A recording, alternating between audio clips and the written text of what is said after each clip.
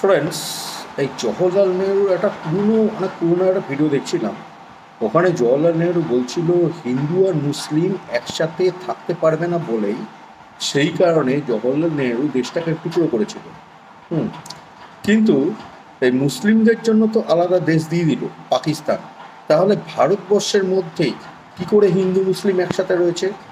এর উত্তর কেউ দিতে পারছে না, কিন্তু আমি এর উত্তর দেওয়ার চেষ্টা করছি। ঠিক আছে? তো এই যে ভারতবর্ষে হিন্দু মুসলিম যে একসাথে ছিল, হ্যাঁ, এই হিন্দু মুসলিমের মধ্যে হিন্দুদের কোনো সমস্যাই হয়নি।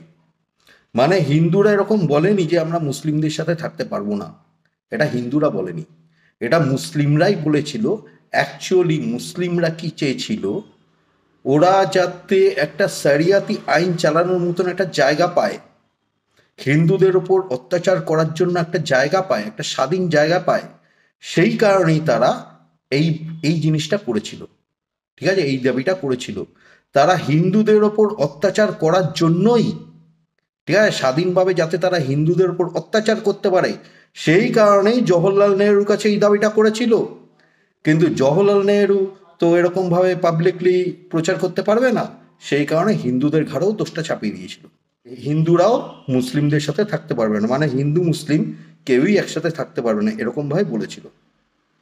কিন্তু অ্যাকচুয়ালি মুসলিমরাই, মানে মুসলিমদের মধ্যে যারা জঙ্গি, তারাই এই দাবিটা করেছিল।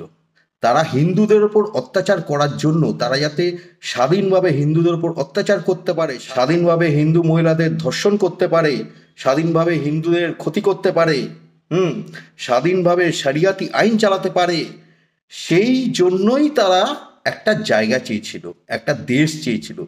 হিন্দুদের ওপর অত্যাচার করার জন্যই তারা একটা দেশ চেয়েছিল। তাই জওহরলাল নেহরু এটা করে দিয়েছিল, মুসলিমদের এটা করে দিয়েছিল, জঙ্গিদের এটা করে দিয়েছিল। অ্যাকচুয়ালি কংগ্রেস হচ্ছে একটা জঙ্গিদের দল, জঙ্গিদের তোষণ করে কংগ্রেস। ঠিক আছে?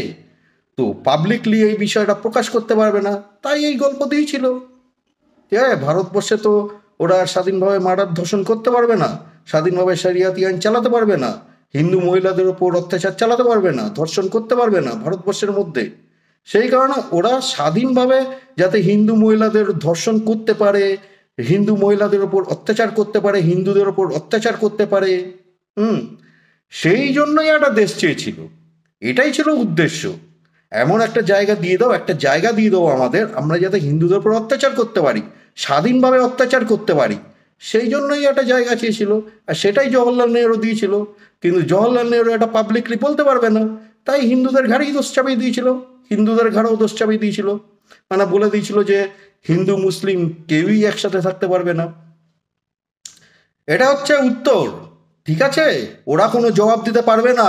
এই কংগ্রেস, এই জওহরলাল নেহরু, এই Gandhi family, fake Gandhi family, এরা কোনো জবাব দিতে পারবে না। এটাই হচ্ছে জবাব, আমি দিয়ে দিলাম জবাবটা। ঠিক আছে, এরা হচ্ছে বিষয়। তো ঠিক আছে ফ্রেন্ডস, এখন আসছি, টাটা, জয় হিন্দ, জয় শ্রীরাম, ওম নমঃ শিবায়।